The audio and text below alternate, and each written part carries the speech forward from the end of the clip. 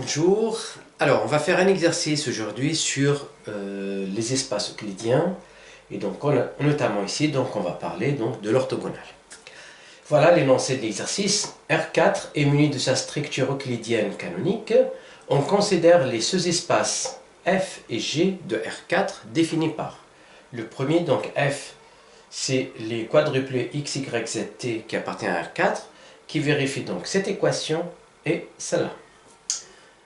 Pour le deuxième, sous-espace vectoriel, c'est le sous-espace vectoriel engendré par les deux vecteurs 1, 1, 1, 1, 0 et 2, 1, 1, moins 1. Et donc on nous demande de chercher une base de f orthogonale et de g orthogonale. Donc, comme d'habitude, voilà, avant de commencer, je vais vous faire quelques rappels puisque ça fait un moment depuis qu'on n'a pas travaillé ça. Donc je vais faire un petit rappel sur le vocabulaire qu'on a utilisé ici et après on fait l'exercice. Très bien. Alors, premièrement, donc, on dit que c'est muni de la structure euclidienne canonique. Alors, qu'est-ce que ça veut dire ça? Eh bien, cela veut dire que R4, sur R4, on définit le produit scalaire suivant. Donc, ce qu'on appelle le produit scalaire canonique. Alors, ce produit scalaire, je le note de cette façon-là. Par exemple, pour chaque x, alors, donc x, y, donc là c'est le produit scalaire de deux vecteurs de R4, et bien ça va faire xi, yi, pour i allant de 1 jusqu'à 4. Ou quoi? Eh bien quand je parle donc de la structure canonique, ça veut dire qu'ici le R est muni de la base canonique B, alors qui est E1, E2, E3, E4. Avec ici, donc E1, c'est le vecteur à 4 composantes avec le 1 sur la première composante. Et là, c'est sur la deuxième composante, etc. Et donc, alors ici, avec x est égal donc à la somme de xi, ei. Donc les xi, ce sont les coordonnées de x dans cette base canonique. Et y, bien sûr, c'est la somme de yi, ei. Donc les coordonnées, bien sûr, de y dans cette base-là. Et donc là, c'est le produit canonique. Et donc, ça, donc c'est un espace, en fait, c'est un produit scalaire. Et donc, R4, muni donc de ce produit scalaire, est un espace pré-hilbertien. Et le fait que R4 est de dimension finie, donc on a un espace euclidien, et muni de ce produit scalaire, on dit que voilà, on a une structure euclidienne canonique. Voilà. Donc ça, c'est pour la structure canonique. Après, on va parler donc comment on définit donc l'orthogonale d'une partie. Donc là, je vais parler d'une façon générale. Donc, d'une façon générale, si vous avez... Alors, je vais le noter de cette façon-là. Donc, si par hasard, vous avez E, donc un espace pré-hilbertien. Pas forcément euclidien, mais pré-hilbertien. C'est-à-dire, donc, E est un espace vectoriel, pas forcément de dimension finie, et là, ça va être un produit scalaire sur E. Donc, je suppose connaître donc la définition d'un produit scalaire, sinon vous pouvez voir mes anciennes vidéos. Eh bien, donc, j'ai une partie A qui est inclue dans E. Eh bien, l'orthogonale de A, qui est notée souvent de cette façon-là, A orthogonale, c'est exactement, c'est l'ensemble des x qui appartient à E, mais qui sont orthogonaux à chaque élément de A. C'est-à-dire, avec le produit scalaire xa égale à 0, et ça, c'est quel que soit A appartenant à A.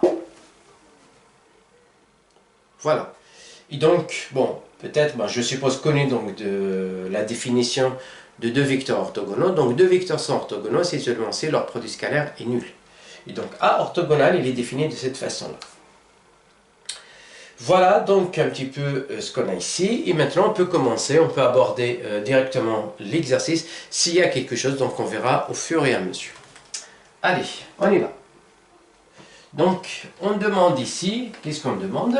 Alors déjà, on ne va pas le démontrer, puisque là, ils nous disent directement que ces ensembles-là, ce sont des sous-espaces vectoriels. Alors, on peut le voir facilement, donc voilà, c'est comme si vous avez l'intersection. Donc là, c'est un hyperplan, hein, donc l'ensemble des x, y, z, t de R4 tel que cette équation égale à 0, alors c'est un hyperplan, c'est-à-dire c'est un sous-espace vectoriel de dimension, puisque là c'est 4, ça va être de dimension 3. Et là aussi, donc c'est un sous-espace vectoriel de dimension 3, et là ça va être l'intersection de ce sous-espace vectoriel qui sont de dimension 3, donc ça va être soit un espace vectoriel, un sous-espace vectoriel de dimension 0, 1, 2, 3. Voilà. Donc ça reste un sous-espace vectoriel. Et là c'est pareil, puisque là c'est le sous-espace vectoriel engendré par deux vecteurs. Donc c'est par définition, c'est un sous-espace vectoriel. Donc je ne vais pas démontrer qu'ils sont des sous-espaces, mais je vais directement chercher donc une base de f orthogonale et une base de g orthogonale. Allez, on y va. Donc le f orthogonal, comment il est défini ce f orthogonal? Alors le f ici, alors premièrement, c'est l'ensemble des quadruplés x, y, z, t qui appartiennent à R4 et qui sont définis par ces deux équations-là, c'est-à-dire x moins y plus 2z plus t égale à 0 et moins x plus 2y plus 3z moins t égale à 0. Donc de cette façon-là, il est défini dans notre espace vectoriel. Alors, regardez bien, donc cette définition-là, je vais la changer puisque, alors, pour ceux qui ne connaissent pas, ça c'est un hyperplan, alors regardez bien comment je peux transformer cette écriture. Donc, y, z, t, qui appartient à R4, et là, ben, je vois clairement ici, c'est comme si j'ai un produit scalaire. Donc, le x ici, j'ai un 1 là, là aussi, donc j'ai un 1, là j'ai déjà un 2, et là j'ai un 1. Donc, en fait, c'est comme si j'ai le produit scalaire du vecteur x, y, ou bien x, y, z, t par le vecteur 1, moins 1, 2 et 1.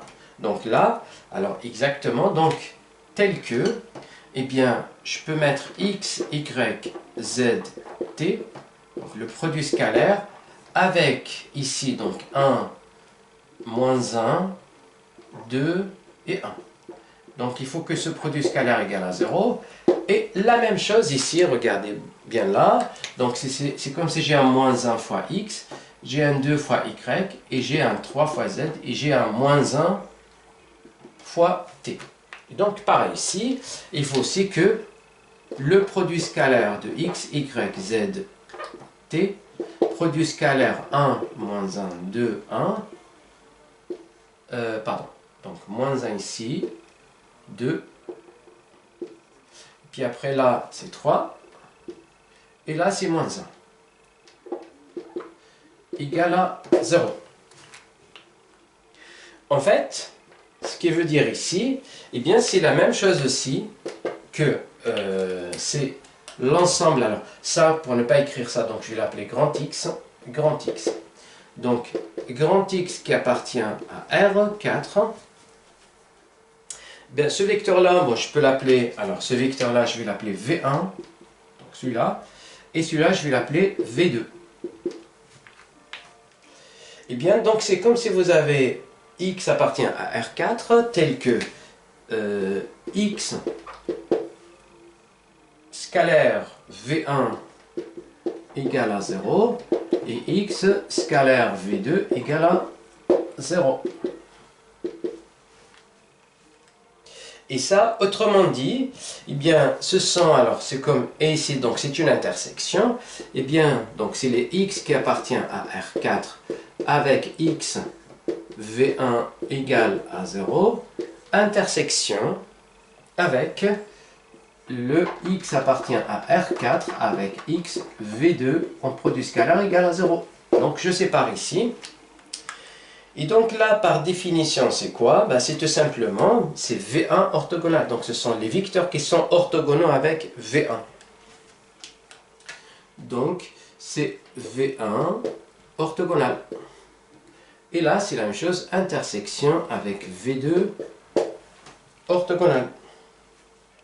Voilà. Et donc, à partir de là, ben, ce sont l'ensemble des vecteurs qui sont à la fois orthogonaux à V1 et V2. Donc, qui veut dire quoi? Et bien ça, c'est vect de V1, V2 orthogonal.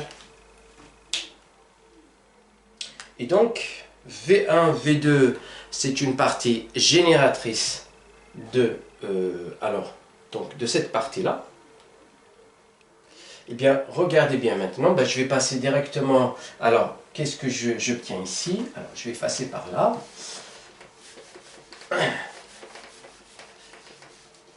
Très bien. Donc, j'obtiens ici que F1, bien F, pardon, c'est vect de V1, V2 orthogonal. Et donc, comme F1, cette partie-là, égale à celle-là, eh bien, je peux passer à l'orthogonale ici, puisque là, il s'agit de chercher une base de F orthogonale. Eh bien, j'ai F orthogonale égale à vect de V1, V2 orthogonal, le tout orthogonal. Et là, attention, puisque là, je vais utiliser une égalité qui est vraie que dans le cas de dimension finie. Et dans le cas aussi des espaces ou bien des sous-espaces vectoriels. Et donc là, le fait que vect V1, V2 est un sous-espace vectoriel et de dimension finie, et bien exactement donc ça et ça, donc les deux, ils vont donc s'annuler ensemble. Et donc, qui veut dire ici, et là, ça va faire vect de V1, V2. Alors, donc on a cherché bien F orthogonal qui fait vect de V1, V2. Et bien maintenant, il nous faut une base. Donc là, l'objectif, c'est de trouver une base. Alors, j'ai déjà donc V1, V2 qui est une partie génératrice de F orthogonal. Et bien maintenant, pour qu'il soit une base, ben, il faut qu'il soit libre, hein, par hasard. Donc, on va voir, est-ce que c'est libre? Eh bien, oui, puisque, alors, j'avais effacé les deux vecteurs. Donc, les deux vecteurs ne sont pas collinaires. Donc, je peux les retrouver là facilement. Alors, je vais effacer par là pour les réécrire. Je n'ai pas fait attention.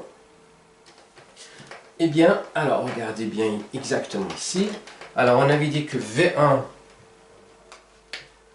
alors, V1, eh bien, c'est 1 moins 1. Donc, 1 moins 1, 2, 1. V2, c'est moins 1, 2, 3 et moins 1.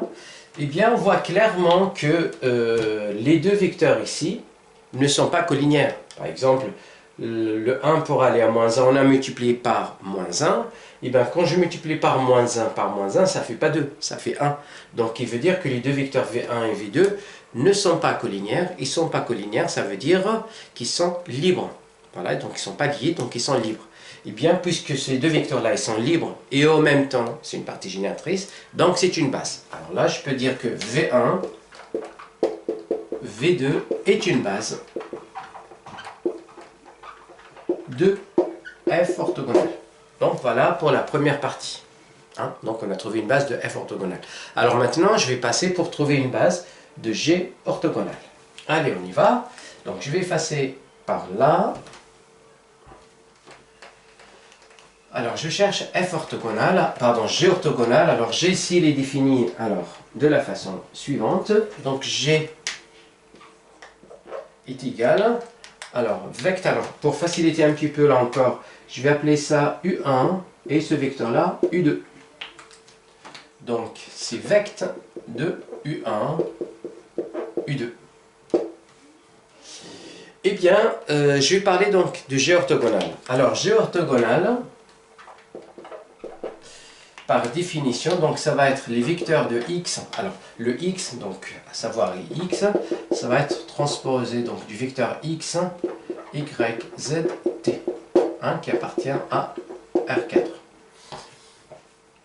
Donc, c'est des x qui appartient à R4, tel que donc x, U1 égale à 0, et x, par définition, donc U2 égale à 0. Voilà, et donc, je ferme ici la collade, et bien qui veut dire que je dois multiplier donc scalairement x par ce vecteur, il faut que ça fasse 0, et y, bien donc, x par u2, scalairement, il faut que ça fasse 0. Alors, cela veut dire, donc ça c'est équivalent à dire, alors je suppose que x c'était ça, qui veut dire que x, alors je vais avoir donc x fois 1, si vous voulez, donc x fois 1, y fois 1 et z fois 1 égale à 0. Donc x plus y plus z égale à 0. Et quoi encore? Ben, il faut que x fois 2, 2x et ensuite, après donc le y fois 1, puis après le z fois 1, et plus t fois moins 1. Donc, moins t égale à 0. Et donc, il faut que ça vérifie cette équation-là. Eh bien, donc on va résoudre ce système-là et de voir un petit peu, voilà, comment on obtient donc des x, y, z et d'avoir à partir de là une base donc de f bien de chez orthogonal. Très bien. Allez, on y va. Donc, voilà. Et donc ici, alors, je vais trouver donc z en fonction de x, y. Donc, à partir de là, eh bien, je peux dire que z égale à x plus, pardon, donc moins x moins y. Et là, je remplace z par moins x moins y. Et le moins, donc je vais obtenir t en fonction de x et y aussi. Donc à partir de là, je peux dire que t, donc c'est le t que je vais faire passer de l'autre côté, donc ça va faire 2x, pardon, donc plus y, plus z, mais z c'est moins x moins y. Et donc je vais voir combien ça va faire ici. Donc là ça va faire alors 2x moins x, ça va faire x, et le y moins y, donc ça fait y. Et voilà, et donc à partir de là, et donc j'ai mon x, y, z, t égale. Donc ça fait x, y, le z, alors le z c'est moins x plus y, voilà, et le t c'est x. Et ça, donc j'ai deux, si vous voulez, donc deux paramètres x et y, et bien je vais trouver deux vecteurs avec le x à part et le y à part. Donc si je prends x, donc je vais avoir un x ici, j'ai y, je vais mettre 0, et là je vais avoir moins x, et là c'est x. Plus, et donc le y, alors là j'ai déjà x, donc je vais avoir un 0, le y plus, donc c'est 0 plus y, et là ben, je vais avoir un y ici, et là ben, c'est un 0. Et donc à partir de là, qu'est-ce que j'ai ici? Si je peux faire sortir le x à l'extérieur, eh bien je vais avoir ici donc x, et là je vais avoir 1, donc là c'est moins 1, et là c'est 1. Et donc du coup ici, bah, pareil, je vais faire sortir le y à l'extérieur ici, pour avoir ici un 1, et là c'est 1. Et donc, qu'est-ce que j'obtiens ici? Ben, je vais appeler ce vecteur-là, je vais l'appeler donc, allez, U3. Donc, ce vecteur-là, c'est U3. Et ce vecteur-là, c'est U4. Et bien, donc, du coup, ici, qu'est-ce que j'ai là? Alors, j'ai exactement G orthogonal. G orthogonal, donc, il est engendré par ces deux vecteurs-là. Donc, c'est vect de U3, U4. Donc, il est engendré par ces deux vecteurs-là. 1, 0, moins 1, 1. Alors maintenant, pour avoir une base, eh bien, donc, puisqu'on a U3, U4 qui est une partie génératrice, et bien maintenant, on va voir est-ce que c'est une partie libre. Donc, puisqu'il s'agit de deux vecteurs, ben, il suffit juste de savoir si ces deux vecteurs sont collinaires ou pas. Alors, donc, regardez bien, est-ce que les coordonnées sont collinaires? Ben non. En fait, est-ce qu'ils sont proportionnels?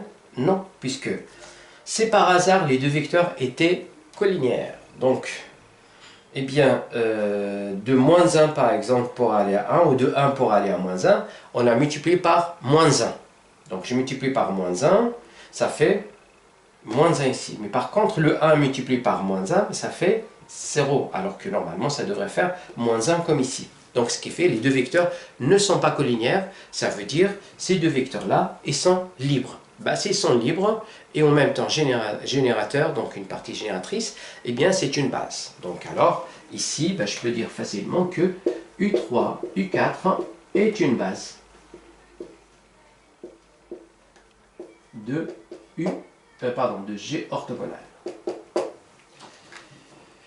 Voilà, et donc du coup, alors on peut le voir aussi facilement que la dimension était 2, puisque on sait que G orthogonal est G, eh bien, donc, ils sont deux espaces supplémentaires. Et donc, puisque G est de dimension 2, eh bien, le G orthogonal il va être de dimension 2 aussi. Donc, c'est pour ça là, on a une base de 2.